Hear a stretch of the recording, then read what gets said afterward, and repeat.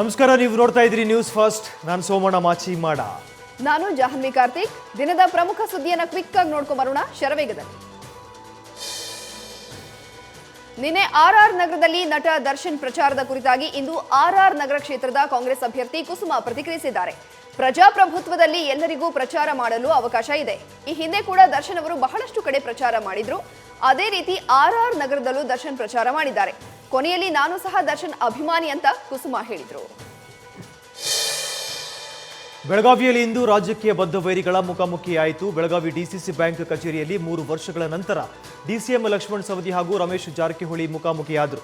DCC ಬ್ಯಾಂಕ್ಗೆ ಅಭ್ಯರ್ಥಿಗಳನ್ನು ಅವಿರೋಧವಾಗಿ ಆಯ್ಕೆ ಮಾಡುವ ಕುರಿತು ಉಭಯ ನಾಯಕರು ಚರ್ಚಿಸಲು ಇಂದು ಡಿಸಿಸಿ ಬ್ಯಾಂಕ್ ಕಚೇರಿಗೆ ಆಗಮಿಸಿದರು. ಈ ವೇಳೆ ಇಬ್ಬರು ನಾಯಕರು ಪರಸ್ಪರ ಕುಶಲೋಪರಿ ವಿಚಾರಿಸಿದ್ದು ಒಂದೇ ಸೋಫಾದ ಮೇಲೆ ಕುಳಿತು ಕ್ಯಾಮೆರಾಗೆ ಫೋಸ್ ನೀಡಿದರು. ಕಳೆದ ವಿಧಾನಸಭಾ ಚುನಾವಣೆ ಸಂದರ್ಭದಲ್ಲಿ ಇಬ್ಬರು ನಾಯಕರ ನಡುವೆ ವೈಮನಸ್ಸು ಉಂಟಾಗಿತ್ತು. ಸವದಿ ವಿರುದ್ಧ ಮಹೇಶ್ ಕುಮಟಳ್ಳಿ ಕಣಕ್ಕಿಳಿಸಿ ಸವದಿ ಸೋಲಿಗೆ ರಮೇಶ್ ಜಾರಕಿಹೊಳಿ ಕಾರಣರಾಗಿದ್ದರು. ಆದರೆ ಸದ್ಯ ಡಿಸಿಸಿ ಬ್ಯಾಂಕ್ ಚುನಾವಣೆಗಾಗಿ ಇಬ್ಬರು ನಾಯಕರು ತಮ್ಮ ವೈಮನಸ್ಸನ್ನು ಮರೆತು ಒಂದಾಗಿದ್ದಾರೆ. ಈ ಬಾರಿ ಮೊದಲೇ ಪ್ರಕೃತಿ ವಿಕೋಪದಿಂದ ರೈತರ ಬೆಳೆ ನಾಶವಾಗಿದೆ. ಅಳಿದುಳಿದ ಬೆಳೆಯನ್ನಾದರೂ ರಕ್ಷಿಸಿಕೊಳ್ಳೋಣ ಅಂದ್ರೆ ಅಧಿಕಾರಿಗಳ ಎಡವಟ್ಟಿನಿಂದಾಗಿ ಆ ಬೆಳೆಯು ಈಗ ನೀರುಪಾಲಾಗಿದೆ. ಇನ್ನು ಕಾಮಗಾರಿ ಪೂರ್ಣಗೊಳ್ಳದ ಕಾಲುವೆಗೆ ನಾರಾಯಣಪುರ ಬಲದಂಡೆ ಕಾಲುವೆಯಿಂದ ಹರಿಸಿದ ನೀರು ಅವಾಂತರ ಸೃಷ್ಟಿಸಿದೆ. ಅಧಿಕಾರಿಗಳ ಎಡವಟ್ಟಿನಿಂದಾಗಿ ರಾಯಚೂರಿನ ಅಸ್ಕಿಹಾಳ ರಾಂಪುರ ಗ್ರಾಮಸ್ಥರ 100 ಎಕರೆ ಭತ್ತದ ಗದ್ದೆಗೆ ನೀರು ನುಗ್ಗಿ ಲಕ್ಷಾಂತರ ಬೆಳೆ ಹಾನಿಯಾಗಿದೆ. 2020ರ ಕೇಂದ್ರ ಗೃಹ ಮಂತ್ರಿ ವಿಶೇಷ ಕಾರ್ಯಾಚರಣೆ ಪದಕ ಘೋಷಣೆಯಾಗಿದೆ. ಇದರಲ್ಲಿ ಕರ್ನಾಟಕದ 6 ಜನ ಪೊಲೀಸರಿಗೆ ಕೇಂದ್ರ ಗೃಹ ಮಂತ್ರಿ ಪದಕ ಪ್ರಶಸ್ತಿಗೆ ಭಾಜನರಾಗಿದ್ದಾರೆ. ರಾಜ್ಯದ ಹೆಚ್ಚುವರಿ ಪೊಲೀಸ್ ಆಯುಕ್ತ ಸೋಮೇಂದು ಮುಖರ್ಜಿ, ಡಿವೈಎಸ್ಪಿಗಳಾದ ಡಿ ಕುಮಾರ್, ಎಸ್ಕೆ ಉಮೇಶ್ ಹಾಗೆ ಇನ್ಸ್ಪೆಕ್ಟರ್ ಸುಶೀಲಾ, ಪೊಲೀಸ್ ಸಿಬ್ಬಂದಿ ವೈ ಶಂಕರ್, ಎನ್ ಪ್ರಕಾಶ್ ಸೇರಿ ರಾಜ್ಯದ 6 ಜನ ಪೊಲೀಸರು ಈ ವಿಶೇಷವಾದ ಪದಕ ಪ್ರಶಸ್ತಿಯನ್ನು ಪಡೆದಿದ್ದಾರೆ. ಬೆಂಗಳೂರಿನ ಆರ್ಆರ್ ನಗರ ಕ್ಷೇತ್ರದ ಅಭ್ಯರ್ಥಿ ಕುಸುಮಾ ಗೆಲುವಿಗಾಗಿ ಜಲಗೇರಮ್ಮಗೆ ಹರಕೆ ಹೊತ್ತಿದ್ದಾರೆ. ನಗರದ ಬಿಇಎಲ್ ಸರ್ಕಲ್ನ ಲೊಟ್ಟೆಗೊಲ್ಲರಹಳ್ಳಿಯ ಜಲಗೇರಮ್ಮನ ದರ್ಶನ ಪಡೆದಿರುವ ಕುಸುಮಾ ಅವರು ರಾಜರಾಜೇಶ್ವರಿ ವಿಧಾನಸಭಾ ಕ್ಷೇತ್ರದ ಗೆಲುವಿಗಾಗಿ ವಿಶೇಷ ಹರಕೆಯನ್ನು ಹೊತ್ತಿದ್ದಾರೆ. ಆರ್ಆರ್ ನಗರ ಕ್ಷೇತ್ರದ ಉಪಚುನಾವಣೆಯು ದಿನದಿಂದ ದಿನಕ್ಕೆ ಭರ್ಜರಿಯಾಗಿ ಬಿರುಸು ಪಡೆದುಕೊಳ್ತಾ ಇದ್ದು, ಹೀಗಾಗಿ ಗೆಲುವಿಗಾಗಿ ಕಾಂಗ್ರೆಸ್ ಪಕ್ಷದ ಅಭ್ಯರ್ಥಿ ಕುಸುಮಾ ಅವರು ದೇವರ ಮೊರೆ ಹೋಗಿದ್ದಾರೆ ಎನ್ನಲಾಗಿದೆ. ಉಪಚುನಾವಣೆ ನಂತರ ಸಚಿವ ಸಂಪುಟ ವಿಸ್ತರಣೆ ಮಾಡುವುದಾಗಿ ಸಿಎಂ ಹೇಳಿಕೆ ವಿಚಾರ ಹುಬ್ಬಳ್ಳಿಯಲ್ಲಿ ಸಚಿವ ಜಗದೀಶ್ ಶೆಟ್ಟರ್ ಪ್ರತಿಕ್ರಿಯಿಸಿದ್ದಾರೆ. ಸಚಿವ ಸಂಪುಟ ವಿಸ್ತರಣೆ ಬಗ್ಗೆ ಅವರೇ ನಿರ್ಧಾರ ಮಾಡ್ತಾರೆ, ಅದು ಸಿಎಂ ಅವರ ವಿವೇಚನೆಗೆ ಬಿಟ್ಟಿದ್ದು ಅಂತ ಹೇಳಿದ್ದಾರೆ. ಇನ್ನು ಯಡಿಯೂರಪ್ಪ ಅವರು ಮುಂದಿನ 3 ವರ್ಷ ಸಿಎಂ ಸ್ಥಾನದಲ್ಲಿರೋದು ಡೌಟು ಎಂಬ ಯತ್ನಾಳ್ ಹೇಳಿಕೆಗೂ ಉತ್ತರ ಕೊಟ್ಟ ಅವರು, ಈ ಬಗ್ಗೆ ನಾನು ಏನು ಮಾತನಾಡಲ್ಲ, ಅವರನ್ನೇ ಕೇಳಿ, ಅವರವರ ವೈಯಕ್ತಿಕ ಹೇಳಿಕೆ ವಿಚಾರದ ಬಗ್ಗೆ ಅವರನ್ನೇ ಕೇಳಿ ಎಂದು ಸಚಿವ ಜಗದೀಶ್ ಶೆಟ್ಟರ್ ಅವರು ಹೇಳಿದ್ದಾರೆ. ಬೆಂಗಳೂರಿನ ರಾಜರಾಜೇಶ್ವರಿ ನಗರದ ವಿಧಾನಸಭಾ ಕ್ಷೇತ್ರದ ಉಪಚುನಾವಣೆ ಹಿನ್ನೆಲೆ ಸಿಎಂ ಬಿಎಸ್ ಯಡಿಯೂರಪ್ಪ ಇಂದು ನಗರದಲ್ಲಿ ಭರ್ಜರಿಯಾಗಿ ಪ್ರಚಾರವನ್ನ ನಡೆಸಿದ್ರು. ನಗರದ ನಾಗರಬಾವಿಯ ಬಿಡಿಎ ಕಾಂಪ್ಲೆಕ್ಸ್ನಿಂದ ಪ್ರಚಾರ ಆರಂಭಿಸಿದ ಸಿಎಂ ಬಿಎಸ್ವೈ ಪ್ರಚಾರದ ವೇಳೆ ಮಾತನಾಡಿ, ಅವರು ಚುನಾವಣೆ ದಿನ ಒಂದಾಗಿ ಬಂದು 70% ಮತದಾನ ಆಗಬೇಕು. ಇದರಿಂದ ಟೀಕೆ ಟಿಪ್ಪಣಿಗಳನ್ನ ಮಾಡುವವರಿಗೆ ಉತ್ತರ ಕೊಡಿ. ಕೊರೋನಾ ಸಂಕಷ್ಟದಲ್ಲಿದ್ದ ಬಡವರಿಗೆ ಅನುಕೂಲ ಮಾಡಿಕೊಟ್ಟ ವ್ಯಕ್ತಿ ಮುನಿರತ್ನರನ್ನ ಕ್ಯಾಬಿನೆಟ್ನಲ್ಲಿ ಸೇರಲು ಸಹಕರಿಸಿ ಅಂತ ಸಿಎಂ ಯಡಿಯೂರಪ್ಪ ಅವರು ಮನವಿ ಮಾಡಿದರು. ಇನ್ನು ಪ್ರಚಾರಕ್ಕೆ ಸಚಿವರಾದ ಆರ್ ಅಶೋಕ್, ಎಸ್ಟಿ ಸೋಮಶೇಖರ್, ಭೈರತಿ ಬಸವರಾಜು ಹಾಗೆ ಸಿಎಂ ರಾಜಕೀಯ ಕಾರ್ಯದರ್ಶಿ ಎಸ್ಆರ್ ವಿಶ್ವನಾಥ್ ಸಾಥ್ ನೀಡಿದರು.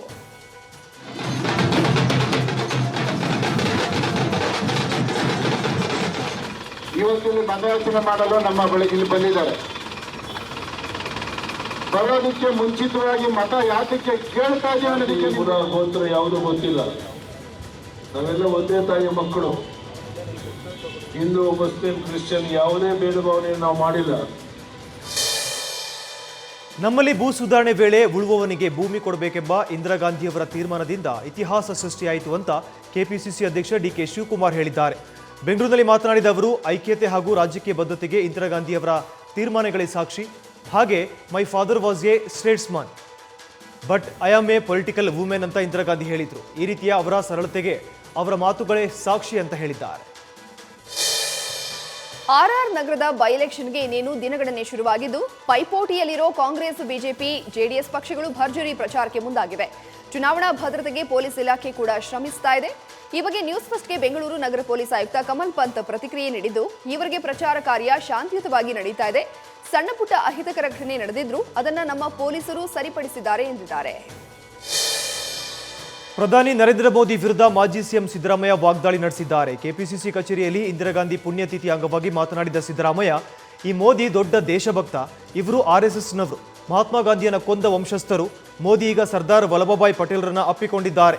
ಈ ಮೋದಿಗೂ ಆರ್ಎಸ್ಎಸ್ಗೂ ಪಟೇಲ್ರಿಗೂ ಏನು ಸಂಬಂಧ? ಇಮಾಮ್ ಸಾಬರಿಗೂ ಗೋಕುಲಾಷ್ಟಮಿಗೂ ಸಂಬಂಧ ಕಲ್ಪಿಸುತ್ತಿದ್ದಾರೆ.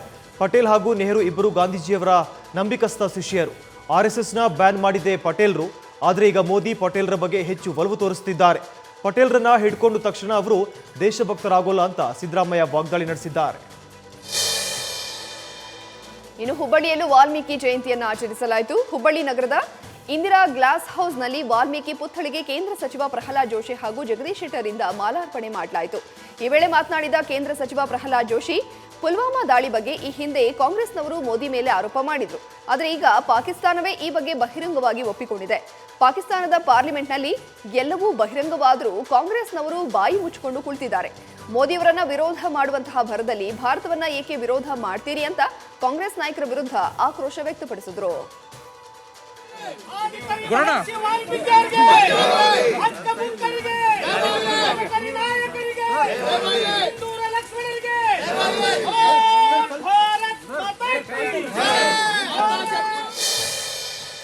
ಕೇಂದ್ರ ಹಾಗೂ ರಾಜ್ಯ ಬಿಜೆಪಿ ಸರ್ಕಾರದ ಕೃಷಿ ಮಸೂದೆಗಳನ್ನು ವಿರೋಧಿಸಿ ಕಲಬುರಗಿ ಜಿಲ್ಲಾ ಕಾಂಗ್ರೆಸ್ ಧರಣಿ ನಡೆಸ್ತಾ ಇದೆ. ಕಿಸಾನ್ ಅಧಿಕಾರಿ ದಿವಸ್ ಅಂಗವಾಗಿ ನಗರದ ಜಿಲ್ಲಾಧಿಕಾರಿ ಕಚೇರಿ ಮುಂಭಾಗ ಟೆಂಟ್ ಹಾಕಿ ಕಾಂಗ್ರೆಸ್ ಮುಖಂಡರು ಧರಣಿ ಕೂತಿದ್ದಾರೆ. ಜಿಲ್ಲಾಧ್ಯಕ್ಷ ಜಗದೇವ್ ಗುತ್ತೇದಾರ್ ನೇತೃತ್ವದಲ್ಲಿ ಈ ಧರಣಿ ನಡೆಯುತ್ತಿದ್ದು ಹಲವು ಕಾಂಗ್ರೆಸ್ ಕಾರ್ಯಕರ್ತರು ಭಾಗವಹಿಸಿದ್ದಾರೆ. ಕೇಂದ್ರ ಹಾಗೂ ರಾಜ್ಯ ಬಿಜೆಪಿ ಸರ್ಕಾರದ ವಿರುದ್ಧ ಧಿಕ್ಕಾರ ಕೂಗುತ್ತಾ ಆಕ್ರೋಶ ಹೊರಹಾಕುತ್ತಿದ್ದು ರೈತ ವಿರೋಧಿ ಹಾಗೂ ಜನವಿರೋಧಿ ಮಸೂದೆಗಳನ್ನು ಕೈಬಿಡುವಂತೆ ಆಗ್ರಹಿಸುತ್ತಿದ್ದಾರೆ. ಕೊರೋನಾ ಹಿನ್ನೆಲೆ ಬೆಳಗಾವಿಯ ಸವದತ್ತಿಯಲ್ಲಿರುವ ಪ್ರಸಿದ್ಧ ದೇವಾಲಯ ಸವದತ್ತಿ ಯಲ್ಲಮ್ಮನ ದರ್ಶನಕ್ಕೆ ಸತತ 8 ತಿಂಗಳಿನಿಂದಲೂ ನಿರ್ಬಂಧ ಹೇರಲಾಗಿದೆ. ಲಾಕ್ಡೌನ್ ರಿಲೀಸ್ ಆಗಿ ಅನ್ಲಾಕ್ ಘೋಷಣೆಯಾಗಿ ಹಲವು ದೇವಸ್ಥಾನಗಳು ಓಪನ್ ಆದರೂ ಸವದತ್ತಿ ರೇಣುಕಾ ಯಲ್ಲಮ್ಮ ಮತ್ತು ರಾಯಭಾಗದ ಚಿಂಚಲಿ ಮಾಯಕ್ಕ ದೇವಸ್ಥಾನಗಳಿಗೆ ಇನ್ನೂ ನಿರ್ಬಂಧ ಹೇರಲಾಗಿದೆ. ಈಗಲಾದರೂ ಸವದತ್ತಿ ಯಲ್ಲಮ್ಮನ ದರ್ಶನ ಪಡೆಯಬಹುದು ಅಂದುಕೊಂಡಿದ್ದಂತಹ ಭಕ್ತರಿಗೆ ಜಿಲ್ಲಾಡಳಿತ ಮತ್ತೆ ಶಾಕ್ ಕೊಟ್ಟಿದೆ. ಮತ್ತೆ 1 ತಿಂಗಳು ಸವದತ್ತಿ ಯಲ್ಲಮ್ಮನ ದರ್ಶನಕ್ಕೆ ಡಿಸಿ ಎಂಜಿ ಹಿರೇಮಠ ನಿಷೇಧಾಜ್ಞೆ ಹೊರಡಿಸಿದ್ದಾರೆ. ಮಹಾರಾಷ್ಟ್ರ ಭಾಗದ ಭಕ್ತರು ಹೆಚ್ಚಿನ ಸಂಖ್ಯೆಯಲ್ಲಿ ಬರುವ ಹಿನ್ನೆಲೆ ಮುನ್ನೆಚ್ಚರಿಕಾ ಕ್ರಮವಾಗಿ ದೇವಸ್ಥಾನಕ್ಕೆ ಭಕ್ತರ ಪ್ರವೇಶ ನಿಷೇಧ ಹೇರಲಾಗಿದೆ. ಆದರೆ ಎಂದಿನಂತೆ ಧಾರ್ಮಿಕ ವಿಧಿವಿಧಾನಗಳು ನಡೆಯಲಿವೆ ಅಂತ ದೇವಸ್ಥಾನದ ಆಡಳಿತ ಮಂಡಳಿ ಮಾಹಿತಿ ನೀಡಿದೆ. ಡಿಜೆಹಳ್ಳಿ ಕೆಜಿಹಳ್ಳಿ ಗಲಭೆ ಪ್ರಕರಣದಲ್ಲಿ ಸಂಪತ್ ರಾಜ್ ಅರೆಸ್ಟ್ ಆಗುತ್ತಾರೆ ಅಂತ ಗೃಹ ಸಚಿವ ಬಸವರಾಜ ಬೊಮ್ಮಾಯಿ ಹೇಳಿದ್ದಾರೆ. ಬೆಂಗಳೂರಿನಲ್ಲಿ ಮಾತನಾಡಿದ ಅವರು, ಸಂಪತ್ ರಾಜ್ರನ್ನ ಹುಡುಕುವ ಕೆಲಸ ಆಗ್ತಾ ಇದೆ. ಅವರ ನಾಪತ್ತೆ ಪ್ರಕರಣದಲ್ಲಿ ಆಸ್ಪತ್ರೆಯ ಪಾತ್ರದ ಬಗ್ಗೆಯೂ ತನಿಖೆ ಮಾಡುತ್ತೇವೆ. ಸಂಪತ್ ರಾಜ್ ಬಂಧನ ವಿಚಾರದಲ್ಲಿ ರಾಜಕೀಯ ಒತ್ತಡಗಳಿಲ್ಲ ಅಂತ ಗೃಹ ಸಚಿವ ಬಸವರಾಜ ಬೊಮ್ಮಾಯಿ ಹೇಳಿದ್ದಾರೆ. ಶಿರಾ ಉಪಚುನಾವಣಾ ಪ್ರಚಾರದಲ್ಲಿ ಹೋಟೆಲ್ ಮಾಲೀಕರೊಬ್ಬರಿಗೆ ಹಣ ನೀಡೋದರ ಮೂಲಕ ಚಾಮರಾಜಪೇಟೆ ಶಾಸಕ ಜಮೀರ್ ಅಹಮದ್ ವಿರುದ್ಧ ನೀತಿ ಸಂಹಿತೆ ಉಲ್ಲಂಘನೆ ಆರೋಪ ಕೇಳಿಬಂದಿದೆ. ಶಿರಾ ನಗರದಲ್ಲಿ ಕಾಂಗ್ರೆಸ್ ಅಭ್ಯರ್ಥಿ ಜಯಚಂದ್ರ ಪರ ಪ್ರಚಾರ ನಡೆಸ್ತಾ ಇರೋ ಜಮೀರ್ ಅಹಮದ್ ಅವರು ಪ್ರಚಾರದಲ್ಲಿ ಚಹಾ ಮಾಡಿ ನೆರೆದಿದ್ದವರಿಗೆಲ್ಲ ನೀಡಿದ್ದಾರೆ. ನಂತರ ಕೇವಲ 3 ಟೀಗೆ ಸಾವಿರಾರು ರೂಪಾಯಿ ಹಣವನ್ನ ತಮ್ಮ ಜೇಬಿನಿಂದ ಟೀ ಅಂಗಡಿಯಲ್ಲಿ ಇದ್ದಂತಹ ಗಲ್ಲಾಪೆಟ್ಟಿಗೆಯಲ್ಲಿ ಹಾಕಿದ್ದಾರೆ. ಇದರಿಂದ ಪ್ರಚಾರದ ವೇಳೆ ಯಾವುದೇ ರೀತಿಯ ಹಣವನ್ನ ನೀಡುವಂತಿಲ್ಲ. ಇದರ ನಡುವೆಯೇ ಶಾಸಕ ಜಮೀರ್ ಅವರು ನೇರವಾಗಿ ಹಣವನ್ನ ನೀಡೋದರ ಮೂಲಕ ನಿಯಮವನ್ನು ಉಲ್ಲಂಘನೆ ಮಾಡಿದ್ದಾರೆ ಅನ್ನುವ ಆರೋಪ ಕೇಳಿ ಬಂದಿದೆ. ಸರ್ವಧರ್ಮ ನಾಯಕ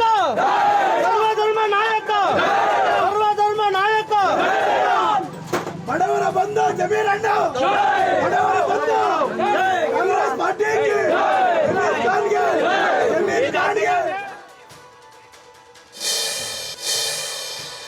ಬ್ರೇಕ್ ಫೇಲ್ಯೂರ್ ಆಗಿ ಮಿನಿ ಬಸ್ ಒಂದು ರಸ್ತೆ ಬದಿಯಿದ್ದ ವಾಹನಗಳು ಹಾಗೆ ಸಾರ್ವಜನಿಕರಿಗೆ ಡಿಕ್ಕಿ ಹೊಡೆದ ಘಟನೆ ಬೆಂಗಳೂರಿನಲ್ಲಿ ನಡೆದಿದೆ. ನಗರದ ವಯಲಿ ಕಾವಲಿನ ವಿನಾಯಕ ಸರ್ಕಲ್ನಲ್ಲಿ ಈ ಘಟನೆ ನಡೆದಿದ್ದು ಬಸ್ಸಿಂದ ಡ್ರೈವರ್ ಇಳಿತಿದ್ದಂತೆ ಬ್ರೇಕ್ ಫೇಲ್ಯೂರ್ ಆಗಿರೋದ್ರಿಂದ ಬಸ್ ಏಕಾಏಕಿ ಸ್ಟಾರ್ಟ್ ಆಗಿದೆ. ನಂತರ ಬಸ್ಸಿನ ಚಾಲಕ ಓಡಿ ಬಂದು ಬಸ್ ಹತ್ತಿದ್ದಾರೆ. ಕಂಟ್ರೋಲ್ ಮಾಡಲಾಗದೆ ಬಸ್ಸನ್ನು ಹೋಟೆಲಿಗೆ ನುಗ್ಗಿಸಿದ್ದಾನೆ. ಈ ಘಟನೆಯಲ್ಲಿ 3 ಸ್ಥಿತಿ ಗಂಭೀರವಾಗಿದ್ದು ಬಸ್ ಡ್ರೈವರ್ನ ಕಾಲು ಮುರಿದು ಹೋಗಿದೆ. ಇನ್ನು ಘಟನಾ ಸ್ಥಳಕ್ಕೆ ವಯಲಿ ಕಾವಲು ಪೊಲೀಸರು ಭೇಟಿ ನೀಡಿ ಪರಿಶೀಲನೆ ನಡೆಸಿದ್ದಾರೆ.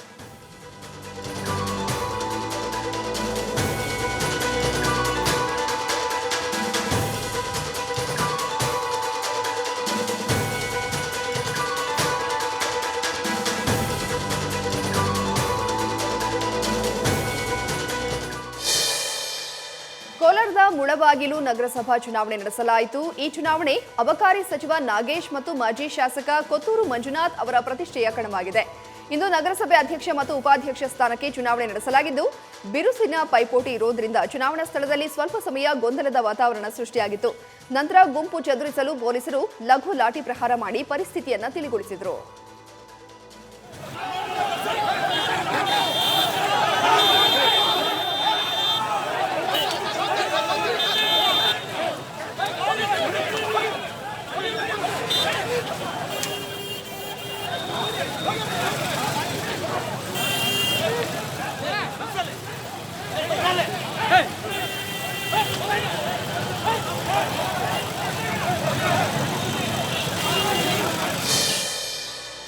ಮಾಜಿ ಉಪಪ್ರಧಾನಿ ದಿವಂಗತ ವಲ್ಲಭಭಾಯಿ ಪಟೇಲ್ ಅವರ ಜನ್ಮದಿನಾಚರಣೆ ಹಾಗೂ ಮಾಜಿ ಪ್ರಧಾನಿ ದಿವಂಗತ ಇಂದಿರಾ ಗಾಂಧಿ ಅವರ ಪುಣ್ಯತಿಥಿ ನಿಮಿತ್ತ ಬಾಗಲಕೋಟೆ ನಗರದ ಬಸವೇಶ್ವರ ವೃತ್ತದ ಹೊಳೆ ಆಂಜನೇಯ ದೇವಸ್ಥಾನದ ಪಕ್ಕ ಕಾಂಗ್ರೆಸ್ ವತಿಯಿಂದ ಕಿಸಾನ್ ಅಧಿಕಾರ ದಿವಸ್ ಆಚರಣೆ ನಡೆಸಲಾಗ್ತಾ ಇದೆ.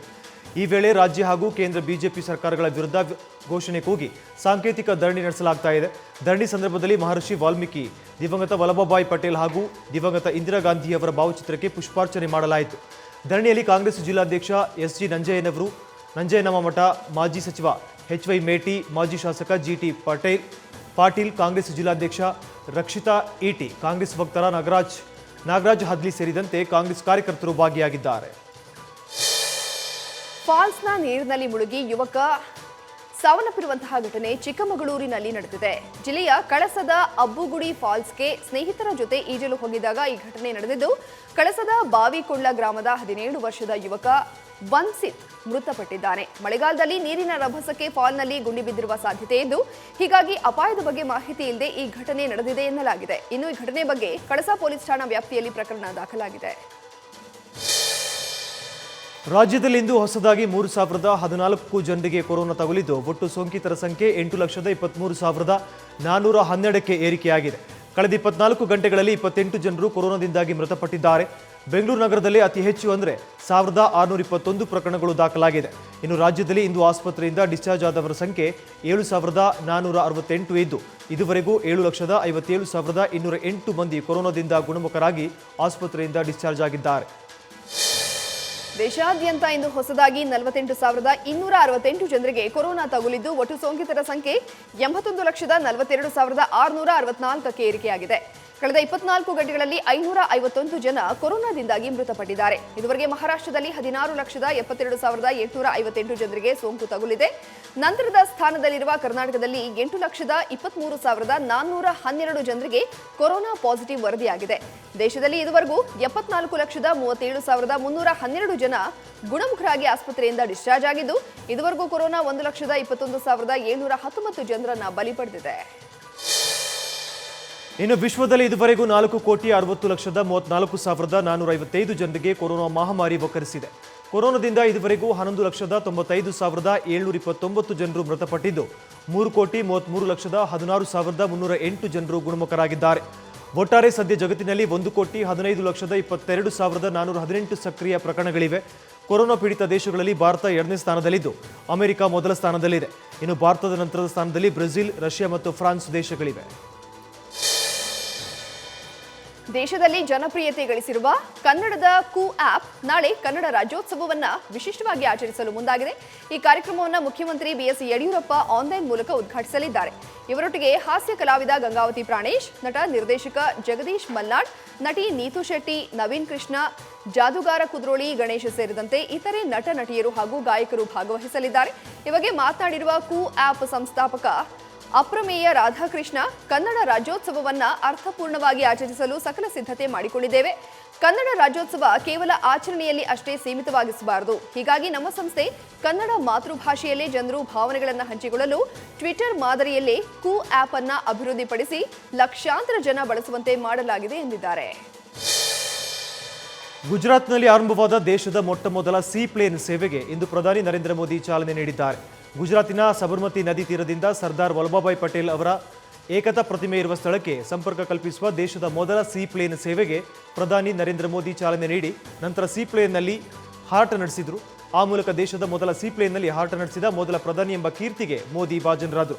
ಸರ್ದಾರ್ ಪಟೇಲ್ ಅವರ 146ನೇ ಜನ್ಮದಿನದ ನಿಮಿತ್ತ ಈ ಸೇವೆಯನ್ನು ಆರಂಭಿಸಲಾಗಿದ್ದು, ಇದು ದೇಶದ ಮೊಟ್ಟಮೊದಲ ಸೀ ಪ್ಲೇನ್ ವಿಮಾನ ವ್ಯವಸ್ಥೆಯಾಗಿದೆ.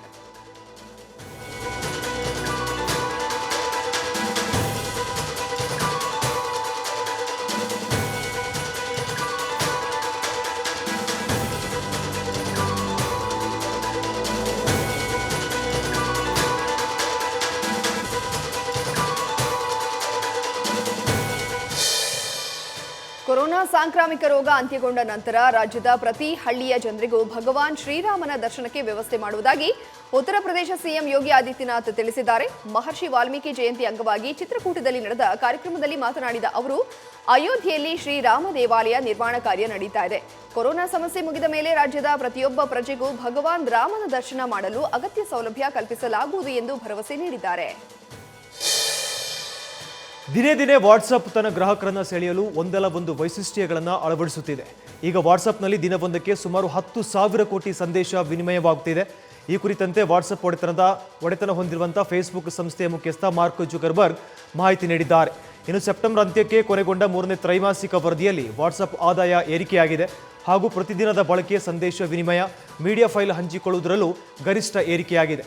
ಈ ಮೊದಲು ನೂತನ ವರ್ಷಾಚರಣೆಯ ಮೊದಲು ಅಂದರೆ ಡಿಸೆಂಬರ್ 31ರಂದು ಒಂದೇ ದಿನ ಸುಮಾರು 10,000 ಕೋಟಿ ಸಂದೇಶ ವಿನಿಮಯವಾಗಿತ್ತು. ಆದರೆ ಈಗ ಈ ಸಂಖ್ಯೆಯಲ್ಲಿ ಏರಿಕೆಯಾಗಿದ್ದು ದಿನವೂ ಅಂದಾಜು 10,000 ಕೋಟಿಯಷ್ಟು ಸಂದೇಶ ವಿನಿಮಯ ಆಗುತ್ತಿದೆ ಅಂತ ಹೇಳಲಾಗ್ತಾ ಇದೆ. ಕೇವಲ ಮದುವೆಯಾಗಿ ಮತಾಂತರ ಸ್ವೀಕಾರಾರ್ಹ ಅಲ್ಲ ಅಂತ ಅಲಹಾಬಾದ್ ಹೈಕೋರ್ಟ್ ಮಹತ್ವದ ಆದೇಶ ಹೊರಡಿಸಿದೆ. ಅಂತರ್ಜಾತಿ ವಿವಾಹವಾದ ಜೋಡಿಗಳು ತಮಗೆ ಪೊಲೀಸ್ ರಕ್ಷಣೆ ನೀಡಬೇಕೆಂದು ಕೋರ್ಟ್ಗೆ ಮನವಿ ಸಲ್ಲಿಸಿದರು. ಆದ ಕಾರಣ ವಿಚಾರಣೆ ನಡೆಸಿದ ನ್ಯಾಯಾಲಯ ಈ ಅಭಿಪ್ರಾಯವನ್ನು ವ್ಯಕ್ತಪಡಿಸಿದೆ. ಪ್ರಿಯಾಂಶಿ ಅಲಿಯಾಸ್ ಸಮರೀನ್ ಹಾಗೂ ಆಕೆಯ ಪತಿ ಸಲ್ಲಿಸಿದ್ದ ಅರ್ಜಿ ವಿಚಾರಣೆ ನಡೆಸಿದ ನ್ಯಾಯಪೀಠ, ಮಹಿಳೆ ಮುಸಲ್ಮಾನ ಮತಕ್ಕೆ ಸೇರಿದ್ದು ಮದುವೆಗೂ 1 ತಿಂಗಳ ಮುಂಚೆಯಷ್ಟೇ ಹಿಂದೂ ಧರ್ಮಕ್ಕೆ ಮತಾಂತರಗೊಂಡಿದ್ದಾರೆ. ಕೇವಲ ಮದುವೆಯಾಗಿ ಮತಾಂತರ ನಡೆದಿರೋದು ಸ್ಪಷ್ಟವಾಗ್ತಾ ಇದೆ ಎಂದಿದ್ದು, 2014ರಲ್ಲಿ ನೂರ್ ಜಹಾನ್ ಬೇಗಂ ಪ್ರಕರಣದ ತೀರ್ಪನ್ನ ಉಲ್ಲೇಖಿಸಿದ್ದು, ಮದುವೆಗಾಗಿಯೇ ಮತಾಂತರಗೊಳ್ಳುವುದನ್ನ ಒಪ್ಪಲು ಸಾಧ್ಯವಿಲ್ಲ ಅಂತ ಹೇಳಿದ್ದು ಅರ್ಜಿಯನ್ನ ತಿರಸ್ಕರಿಸಿದೆ. ಪ್ರತಿಯೊಬ್ಬರಿಗೂ ಸರ್ಕಾರಿ ಕೆಲಸವನ್ನೇ ಕೊಡೋದಕ್ಕೆ ದೇವರಿಂದಲೂ ಸಾಧ್ಯವಿಲ್ಲ ಅಂತ ಗೋವಾ ಮುಖ್ಯಮಂತ್ರಿ ಪ್ರಮೋದ್ ಸಾವಂತ್ ಹೇಳಿದ್ದಾರೆ. ಇಂದು ಗೋವಾದ ಹಳ್ಳಿಗಳನ್ನು ಸ್ವಾವಲಂಬಿ ಮಾಡುವುದು ಹಾಗೂ ಮಾನವ ಅಭಿವೃದ್ಧಿಗಾಗಿ ಗೋವಾ ಸರ್ಕಾರ ರೂಪಿಸಿರುವಂತಹ ಮಹತ್ವಾಕಾಂಕ್ಷಿ ಯೋಜನೆಯಾದ ಸ್ವಯಂಪೂರ್ಣ ಮಿತ್ರವನ್ನು ಸಿಎಂ ವಿಡಿಯೋ ಕಾನ್ಫರೆನ್ಸ್ ಮೂಲಕ ಉದ್ಘಾಟಿಸಿದ್ದಾರೆ. ಈ ವೇಳೆ ಮಾತನಾಡಿದ ಅವರು, ದೇವರೇ ಬಂದು ಮುಖ್ಯಮಂತ್ರಿ ಆದರೂ ಎಲ್ಲರಿಗೂ ಸರ್ಕಾರಿ ಕೆಲಸ ನೀಡೋದಕ್ಕೆ ಸಾಧ್ಯವಾಗಲ್ಲ ಎಂದಿದ್ದಾರೆ. ಜೊತೆಗೆ ನಮ್ಮ ಕೈಲಾದಷ್ಟು ಎಲ್ಲರಿಗೂ ಉದ್ಯೋಗ ನೀಡಲು ಪ್ರಯತ್ನ ಮಾಡಲಾಗುವುದು ಅಂತ ಭರವಸೆ ನೀಡಿದ್ದಾರೆ. ಕಳೆದ ವರ್ಷದ ಪುಲ್ವಾಮಾ ದಾಳಿ ನಂತರ ಪ್ರತಿಪಕ್ಷ ಕಾಂಗ್ರೆಸ್ ಸರ್ಕಾರ ಮುಂದಿಟ್ಟಿದ್ದ ಪ್ರಶ್ನೆಗಳಿಗೆ ಕ್ಷಮೆ ಕೇಳಬೇಕೆಂದು ಬಿಜೆಪಿ ಒತ್ತಾಯಿಸಿರುವುದನ್ನು ಸಂಸದ ಶಶಿ ತರೂರ್ ಪ್ರಶ್ನೆ ಮಾಡಿದ್ದಾರೆ. ಈ ಬಗ್ಗೆ ಮಾತನಾಡಿರೋ ಶಶಿ ತರೂರ್, ಕಾಂಗ್ರೆಸ್ ಯಾವ ಕಾರಣಕ್ಕಾಗಿ ಕ್ಷಮೆ ಕೇಳಬೇಕೆಂದು ನನಗೆ ಅರ್ಥವಾಗ್ತಾ ಇಲ್ಲ. ನಮ್ಮ ಸೈನಿಕರನ್ನ ಸುರಕ್ಷಿತವಾಗಿ ಇಟ್ಟುಕೊಳ್ಳಬೇಕೆಂದು ಸರ್ಕಾರದಿಂದ ನಿರೀಕ್ಷೆ ಮಾಡಿದ್ದಕ್ಕೆಯೇ ರಾಷ್ಟ್ರಮಟ್ಟದ ದುರಂತವನ್ನ ರಾಜಕೀಯ ಮಾಡುವ ಬದಲು ದೇಶವನ್ನ ಗೌರವಿಸಿದ್ದಕ್ಕೆಯೇ ಹುತಾತ್ಮ ಯೋಧರ ಕುಟುಂಬಕ್ಕೆ ಸಂತಾಪ ಸೂಚಿಸಿದ್ದಕ್ಕೆಯೇ ಯಾಕೆ ಕಾಂಗ್ರೆಸ್ ಕ್ಷಮೆ ಕೇಳಬೇಕು ಅಂತ ಶಶಿ ತರೂರ್ ಪ್ರಶ್ನಿಸಿದ್ದಾರೆ. ಪುಲ್ವಾಮಾ ದಾಳಿಗೆ ತಮ್ಮ ಸರ್ಕಾರವೇ ಕಾರಣ ಅಂತ ಪಾಕಿಸ್ತಾನದ ಸಚಿವರು ನೀಡಿದ್ದ ಹೇಳಿಕೆಯನ್ನ ನಿನ್ನೆ ಉಲ್ಲೇಖಿಸಿದ್ದ ಕೇಂದ್ರ ಸಚಿವ ಪ್ರಕಾಶ್ ಜಾವಡೇಕರ್, ಕಾಂಗ್ರೆಸ್ ಈಗ ದೇಶದ ಮುಂದೆ ಕ್ಷಮೆ ಕೇಳಬೇಕು ಅಂತ ಒತ್ತಾಯಿಸಿದ್ರು. ಮೊದಲ ಹಂತದ ಚುನಾವಣೆ ಮುಗಿದಿರುವ ಬಿಹಾರದಲ್ಲಿ ಆಡಳಿತ ಪಕ್ಷ ಮತ್ತು ಪ್ರತಿಪಕ್ಷಗಳ ನಾಯಕರ ನಡುವಿನ ವಾಕ್ಸಮರ ತಾರಕಕ್ಕೇರಿದ್ದು, ಮಹಾಗಠಬಂಧನದ ಮುಖ್ಯಮಂತ್ರಿ ಅಭ್ಯರ್ಥಿ ತೇಜಸ್ವಿ ಯಾದವ್ ವಿರುದ್ಧ ಕೇಂದ್ರ ಸಚಿವ ಅಶ್ವಿನಿ ಚೌಬೆ ಶನಿವಾರ ಕಿಡಿಕಾರಿದ್ದಾರೆ. ಆರ್ಜೆಡಿ ನಾಯಕನಿಗೆ ಕ್ಯಾಬಿನೆಟ್ ಅನ್ನು ಸರಿಯಾಗಿ ಉಚ್ಚರಿಸಲು ಕೂಡ ಬರುವುದಿಲ್ಲ ಅಂತ ಹೇಳಿದ್ದಾರೆ. ಸಮಸ್ಯೆಯನ್ನು ಅರ್ಥ ಮಾಡಿಕೊಳ್ಳದ ಮತ್ತು 10ನೇ ತರಗತಿ ಪರೀಕ್ಷೆಯನ್ನು ಸಹ ಪಾಸ್ ಮಾಡಲು ಸಾಧ್ಯವಾಗದ ಒಬ್ಬ ವ್ಯಕ್ತಿ ಎಂಜಿನಿಯರ್ ಆಗಿರುವಂಥ ನಿತೀಶ್ ಕುಮಾರ್ ಅವರನ್ನ ಟೀಕಿಸುತ್ತಿದ್ದಾರೆ. ಅವರಿಗೆ ಕ್ಯಾಬಿನೆಟ್ನ ಸ್ಪೆಲ್ಲಿಂಗ್ ಕೂಡ ಬರೆಯಲು ಬರುವುದಿಲ್ಲ. ಅವರ ತಂದೆಯ ಮೊದಲ ಕ್ಯಾಬಿನೆಟ್ ನಿರ್ಧಾರವು 1 ಲಕ್ಷ ಉದ್ಯೋಗಿಗಳನ್ನು ಒದಗಿಸುವುದಾಗಿ ಭರವಸೆ ನೀಡಿತು. ಆದರೆ ಉದ್ಯೋಗದ ಅರ್ಜಿಗಳು ಮಾತ್ರ ಇನ್ನು ಕಸದ ಬುಟ್ಟಿಯಲ್ಲಿವೆ ಅಂತ ಚೌಬೆ ದೂರಿದ್ದಾರೆ. ಇತ್ತೀಚಿನ ದಿನಗಳಲ್ಲಿ ಎನ್ಕೌಂಟರ್ಗಳ ವೇಳೆ ಉಗ್ರರು ಭದ್ರತಾ ಪಡೆಗಳ ಎದುರು ಶರಣಾಗ್ತಾ ಇರುವುದು ಸ್ವಾಗತಾರ್ಹ ಬೆಳವಣಿಗೆ ಅಂತ ಜಮ್ಮು ಮತ್ತು ಕಾಶ್ಮೀರದ ಪೊಲೀಸ್ ಮಹಾನಿರ್ದೇಶಕ ದಿಲ್ಬಾಗ್ ಸಿಂಗ್ ಹೇಳಿದ್ದಾರೆ. ರಾಷ್ಟ್ರೀಯ ಏಕತಾ ದಿನದ ಅಂಗವಾಗಿ ಝೆವಾನ್ನಲ್ಲಿ ಆಯೋಜನೆಯಾಗಿದ್ದ ಕಾರ್ಯಕ್ರಮದಲ್ಲಿ ಮಾತನಾಡಿದ ದಿಲ್ಬಾಗ್ ಸಿಂಗ್, ಕಣಿವೆ ನಾಡಿನ ಯುವಕರು ಶಸ್ತ್ರಾಸ್ತ್ರವನ್ನ ತ್ಯಜಿಸಬೇಕು, ಹಿಂಸಾ ಮಾರ್ಗವನ್ನು ಬಿಟ್ಟು ಮುಖ್ಯವಾಹಿನಿಗೆ ಬರಬೇಕು, ಅಂಥವರಿಗೆ ನಾವು ಎಲ್ಲ ರೀತಿಯ ಸಹಕಾರ ನೀಡ್ತೀವಿ ಅಂತ ಹೇಳಿದ್ರು. ಹಿಂದಿನ ಕೆಲ ಎನ್ಕೌಂಟರ್ಗಳ ವೇಳೆ ಉಗ್ರರು ಭದ್ರತಾ ಪಡೆಗಳಿಗೆ ಶರಣಾಗಿದ್ದಾರೆ. ಬಹುಮುಖ್ಯವಾಗಿ ಯುವಕರು ಪೊಲೀಸರು ಹಾಗೂ ಭದ್ರತಾ ಪಡೆಗಳ ಮಾತಿಗೆ ಓಗೊಟ್ಟು ಶಸ್ತ್ರಾಸ್ತ್ರ ತ್ಯಜಿಸಿದ್ದಾರೆ. ಇದು ಉತ್ತಮ ಬೆಳವಣಿಗೆ ಎಂದಿದ್ದಾರೆ. ಬರೋಬ್ಬರಿ 28 ವರ್ಷಗಳ ನಂತರ ಅಯೋಧ್ಯೆ ರಾಮ ಮಂದಿರದಲ್ಲಿ ದೀಪಾವಳಿ ಹಬ್ಬ ಆಚರಿಸಲಾಗ್ತಾ ಇದೆ. 1992ರಲ್ಲಿ ಬಾಬ್ರಿ ಮಸೀದಿ ಧ್ವಂಸದ ಬಳಿಕ ವಿವಾದಿತ ಪ್ರದೇಶ ಅಂತ ಹೆಸರಾಗಿದ್ದ ಅಯೋಧ್ಯೆಯಲ್ಲಿ ಹಬ್ಬದ ಆಚರಣೆಗಳಿಗೆ ಬ್ರೇಕ್ ನೀಡಲಾಗಿತ್ತು. ಇತ್ತೀಚೆಗಿನ ರಾಮ ಮಂದಿರದ ಮಹತ್ವದ ತೀರ್ಪಿನಿಂದ ಈ ಬಾರಿ ಬೆಳಕಿನ ಹಬ್ಬದ ಆಚರಣೆಗೆ ಸಿದ್ಧತೆ ನಡೆಸಲಾಗ್ತಾ ಇದೆ. ಅಲ್ಲದೆ ಈ ಬಾರಿಯ ದೀಪಾವಳಿ ಹಬ್ಬ ವಿಶೇಷವಾಗಿರಲಿದ್ದು, ದೇಶದ ದೊಡ್ಡ ದೊಡ್ಡ ಗಣ್ಯರು ಭಾಗವಹಿಸುವಂಥ ಸಾಧ್ಯತೆಗಳಿವೆ. ಪ್ರತಿ ವರ್ಷ ಅಯೋಧ್ಯೆಯಲ್ಲಿರುವ ಸರಯೂ ನದಿ ದಡದಲ್ಲಿ ಲಕ್ಷಾಂತರ ದೀಪಗಳನ್ನು ಹಚ್ಚಿ ಲಕ್ಷ ದೀಪೋತ್ಸವ ಆಚರಿಸಲಾಗುತ್ತೆ. ಈ ವರ್ಷವೂ ಲಕ್ಷ ದೀಪೋತ್ಸವಕ್ಕೆ ಸಿದ್ಧತೆ ನಡೆಸಲಾಗ್ತಾ ಇದೆ. ಕಳೆದ ಬಾರಿ 4,10,000 ದೀಪಗಳನ್ನು ಹಚ್ಚಿ ಗಿನ್ನಿಸ್ ದಾಖಲೆ ಬರೆಯಲಾಗಿತ್ತು. ಈ ಬಾರಿ ಬರೋಬ್ಬರಿ 6 ಲಕ್ಷ ದೀಪಗಳನ್ನು ಹಚ್ಚುವ ಮೂಲಕ ಸರಯೂ ನದಿಯಲ್ಲಿ ಹಳೆ ದಾಖಲೆ ಮುರಿದು ಹೊಸದಾಗಿ ಗಿನ್ನಿಸ್ ದಾಖಲೆ ಬರೆಯಲಾಗುತ್ತೆ ಅಂತ ಅಯೋಧ್ಯೆಯ ಅಧಿಕಾರಿಗಳು ತಿಳಿಸಿದ್ದಾರೆ. ಅಲ್ಲದೆ ದೀಪೋತ್ಸವಕ್ಕಾಗಿ 8,000 ವಿಶ್ವವಿದ್ಯಾಲಯ ಮತ್ತು ಕಾಲೇಜು ವಿದ್ಯಾರ್ಥಿಗಳಿಗೆ ತರಬೇತಿ ನೀಡಲಾಗ್ತಾ ಇದೆ. ನಿನ್ನೆ ಟರ್ಕಿ ಹಾಗೂ ಗ್ರೀಸ್ನಲ್ಲಿ ಭಾರಿ ಭೂಕಂಪಕ್ಕೆ ಜನರು ತತ್ತರಿಸಿದ್ದಾರೆ. ಏಜನ್ ಸಮುದ್ರದಲ್ಲಿ ಸಂಭವಿಸಿದ 7.0ರ ತೀವ್ರತೆಯ ಭೂಕಂಪನದಿಂದ ಸಣ್ಣ ಮಟ್ಟದಲ್ಲಿ ಸುನಾಮಿ ಕೂಡ ಉಂಟಾಗಿದೆ. ಘಟನೆಯಿಂದ ಇಲ್ಲಿನ ಇಜ್ಮೀರ್ ನಗರದಲ್ಲಿ ಭಾರಿ ಪ್ರಮಾಣದ ಆಸ್ತಿಪಾಸ್ತಿ ನಷ್ಟ ಉಂಟಾಗಿದೆ. ಟರ್ಕಿಯ ಪತ್ರಕರ್ತ ರಾಗಿಪ್ ಸೋಯಿಲು ಎಂಬುವರು ಇಜ್ಮೀರ್ ಪಟ್ಟಣಕ್ಕೆ ಸಮುದ್ರದ ನೀರು ನುಗ್ಗಿರುವ ದೃಶ್ಯಗಳನ್ನು ಶೇರ್ ಮಾಡಿದ್ದಾರೆ. ಇಜ್ಮೀರ್ ಪ್ರಾಂತ್ಯದಲ್ಲಿ ಭೂಕಂಪನ ಹಾಗೂ ಸುನಾಮಿಯ ಎಫೆಕ್ಟ್ ನಿಜಕ್ಕೂ ಅಪಾಯಕಾರಿಯಾಗಿದೆ ಎಂದು ಅವರು ಬರೆದುಕೊಂಡಿದ್ದಾರೆ. ಸುನಾಮಿಯ ತೀವ್ರತೆಗೆ ಸಮುದ್ರದ ನೀರು ಉಕ್ಕಿ ಸುತ್ತಮುತ್ತ ಜನವಸತಿ ಪ್ರದೇಶಗಳಿಗೆ ಹರಿದಿದ್ದು ಮನೆಗಳು ಮುಳುಗಿ ಹೋಗಿವೆ. ಅಲ್ಲದೆ ಮನೆಯ ವಸ್ತುಗಳು ನೀರಿನಲ್ಲಿ ಕೊಚ್ಚಿ ಹೋಗಿ ಜನರ ಸ್ಥಿತಿ ಅತಂತ್ರವಾಗಿದೆ. ಟರ್ಕಿಯಲ್ಲಿ ಭೂಕಂಪನದ ಪರಿಣಾಮ ಈವರೆಗೆ 17 ಜನ ಸಾವನ್ನಪ್ಪಿದ್ದು 700ಕ್ಕೂ ಅಧಿಕ ಮಂದಿ ಗಾಯಗೊಂಡಿದ್ದಾರೆ.